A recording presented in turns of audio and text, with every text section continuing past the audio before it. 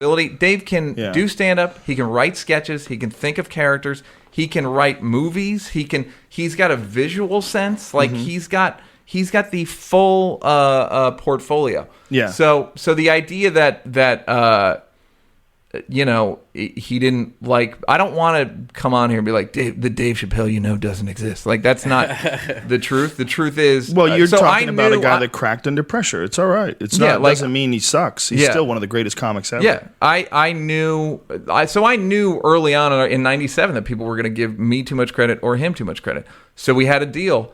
We don't tell people who wrote what. Like, you guys had a deal? You sat down and came up with a deal? I mean, whose idea was that? We didn't hammer it out or anything. But whose idea was that? It was my idea. Because I knew that if he'd heard that I said I wrote something, he'd be pissed.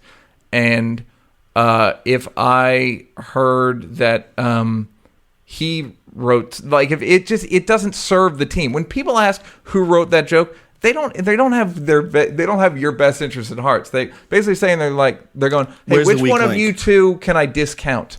Because this hurts my feelings. I think it's a good idea. The quality of this hurts my feelings. So they want to find out. So who I sucks. want to find out who stinks and who that's doesn't. Funny. That's interesting. Yeah, and so I recognize that immediately, and so. But having said that, on the show, that's true because that's the Matt Stone, Trey Parker thing. Everybody always said Trey Parker writes everything. Matt Stone just sits around and jerks off. Yeah. Right. I mean, how many times you heard that? Yeah. It's why they say that. Because South Park's the greatest fucking show that's ever existed on the face of the planet. It's it hurts. Painfully good. Yeah. It hurts people who aren't producing that kind of shit. He keeps Matt around because he hates money. Trey hates money. He just wants to give half of it away. And he hates everything now. now. Like, God, I can't take all. I fucking hate this money. So the idea that somehow he didn't like the idea, the implication that white people would think that I was doing it all. People would say shit like we were somewhere and one of his agents came up and was like, the genius behind the man, to me, standing next to Dave. Now, I know the agent is just trying to be a fucking agent and be like schmoozy. Right. But it's like, yo, man, don't say that shit. First of all, because it's not true. And secondly, because it poisons our relationship, Wow, there's a lot of ego going on here. There's a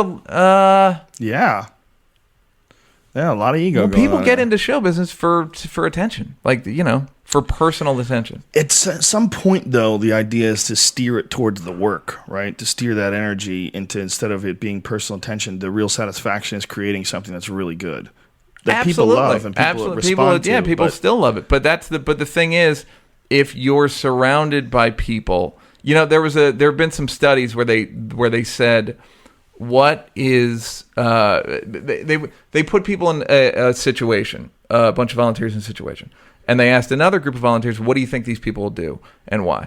And they said they're going to do the negative thing because they're all dicks.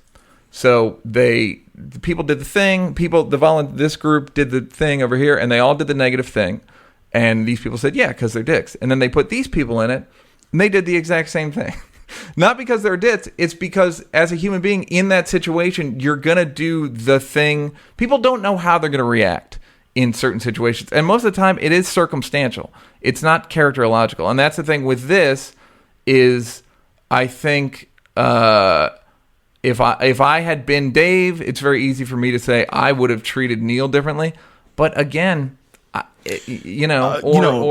but I wasn't Dave. So circumstances expose character, though. I mean, that is the idea of character in the first place. The idea of character is strong character is able to survive under adversity. And that's what it's all about. And that's why when someone doesn't have your back when the shit hits the fan, you lose respect for them. Because you're like, well, this person doesn't have character. This person is not my friend. This person is looking out for themselves. Or they're weak. They're egotistical. They're whatever. They have a flaw. Yeah. He'll bury me for this, by the way. Really? Oh, yeah. Do you know this conversation? Yeah, absolutely. Really? I mean, I would bet. My bet would be. So you're feeling bad right now that you said anything about I don't feel bad. I actually don't feel like I've said anything bad, and I think I've been sympathetic. I mean, but no one here. The thing that was so disgusting about the whole thing was nobody asked me my side of things. 60 Minutes called, and I wouldn't do an interview. New York Times called, I wouldn't do an interview. Well, explain to everybody how it all went south. So you guys were in negotiations. Everybody heard the number $50 million. That's what I keep hearing. $50 million. They're going to make another season for $50 million deal, and then Dave goes to Africa. Right. So what exactly went down? Well, what happened was there was the negotiation part, the divide and conquer thing that I already talked about them going, Neal. So then he would go like, he can't do it without him. So which would make Chappelle like, fuck Neal. You're basically Comedy Central. You're deputized to lowball him. Even he never. I don't think that was ever explicitly said. But if they say like they came to him at one point like, could you do the show without Neal?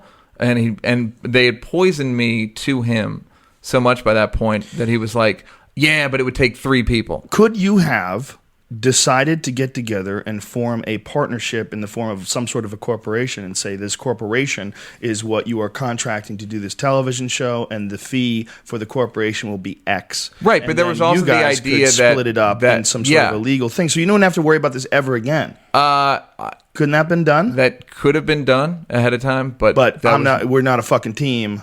Keeps that shit from happening. Yeah.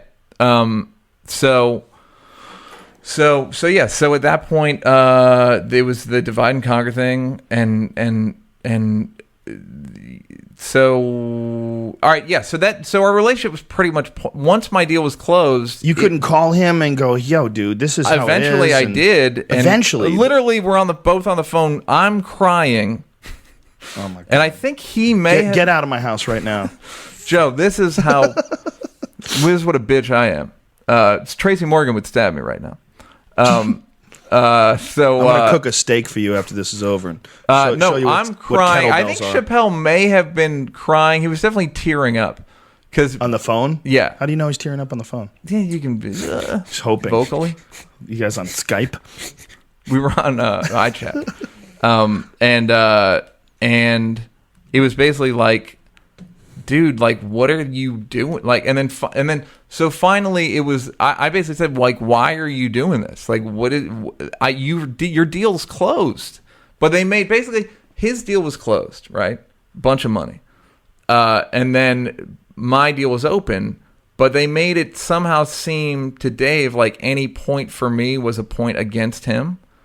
And it wasn't the case. But I think... So they were